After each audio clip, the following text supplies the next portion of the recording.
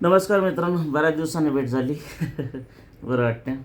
वेळ न घेता एखादा एक किस्सा शेअर करतो तुम्हाला. एक ऋतिक रोशनचा मूव्ही आला होता बऱ्याच वर्षापूर्वी, सुपर 30 हिट झाला होता. त्यामध्ये किस्सा आहे.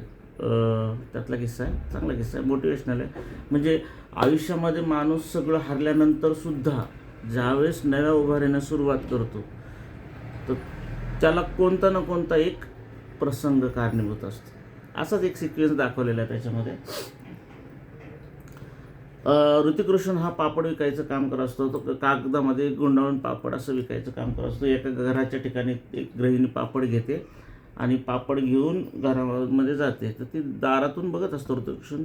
तर ती काय करते, तो जो कागद आहे तो काढून जाळायच्या ह्याच्यामध्ये टाकून देते आणि पापड घेऊन घरात जाते.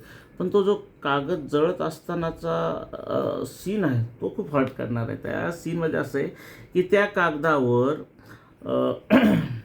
केम्ब्रिज युनिव्हर्सिटीनं पब्लिश केलेला एक थिसिस लिहिलेला असतो त्या कागदावर.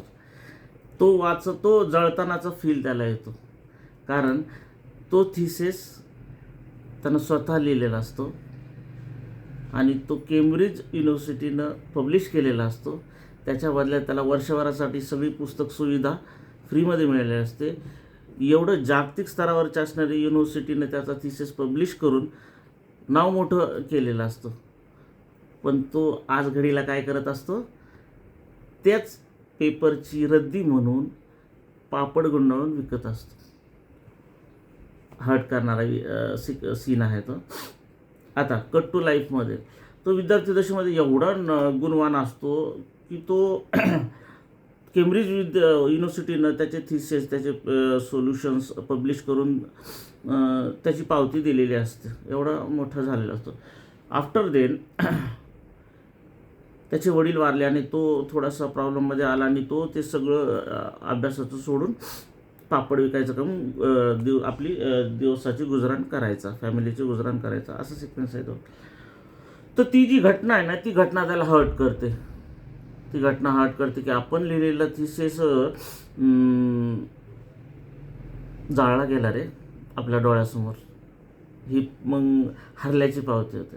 हा सीन आहे ना मित्रांनो. आयुष्यामध्ये त्याने एवढे अचिव्हमेंट केल्यानंतर जर ही वेळ आली की तो पापड विकतोय आणि त्यानं लिहिलेल्या मोठ्या थिसिसचं कागद रद्दीच्या स्वरूपामध्ये जातोय, हाच त्याला विषय हर्ट होतो. हर्ट झाल्यानंतर तिथून ती इन्स्पिरेटिव्ह गोष्ट त्यानं वाढवायची प्रयत्न करतो. मित्रांनो, आयुष्यात असंच आहे. असा एकतरी किस्सा, एकतरी झटका आयुष्यामध्ये यायला लागतो की ज्यावेळेस आपल्याला मनातून सुधारण्याची इच्छा होते, आपल्या आयुष्याला एक प्रगतीचं नवीन वळण देण्याची इच्छा होते. गोष्टी अशाच असतात मित्रांनो. त्याच्यानंतर तो प्रोग्रेस करतो, क्लासेस घेतो. नंतर त्याच्या IIT-मधली 30 मुलं सक्सेस करतो आणि त्याची सक्सेस होऊन भरपूर आहे, आपण मूवीमध्ये पाहू शकतो. पण त्या एका किस्स्यामुळं त्याचं आयुष्य बदललं मित्रांनो. आयुष्यामध्ये बदलण्यासाठी असा किस्सा एखादा असावाच लागतो. घडतो पण आपल्यावर डिपेंड आहे की त्या किस्स्याला, त्या घटनेला तेवढं खतपाणी घालून त्याला मोठं करायचं, त्याला आपली ताकद बनवायचं आणि ती यशाची पायरी बनवायचं.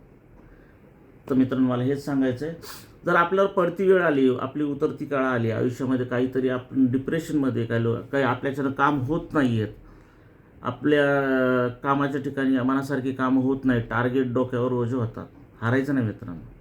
कुठंतरी एक असं इन्स्पिरेटिव्ह ठेवायचं की मी याच्यातून बाहेर निघणार आणि मी या शिखरापर्यंत जाईल की प्रत्येकाने मला वाखाणलं पाहिजे. मित्रांनो, मला हेच सांगायचं आहे की आयुष्यामध्ये घटना घडत असतात. एखादी घटना जी पायरी वर चढवणारी आपल्याला आहे ती पकडा आणि उतरत्या कळायला लागलेल्या आयुष्याला खरंच यशाचं शिखर दाखण्यासाठी तुम्ही प्रयत्नात राहा. 100% यश मिळणार मित्रांनो, गॅरंटी, अनुभवाचे बोलाय. लव यू.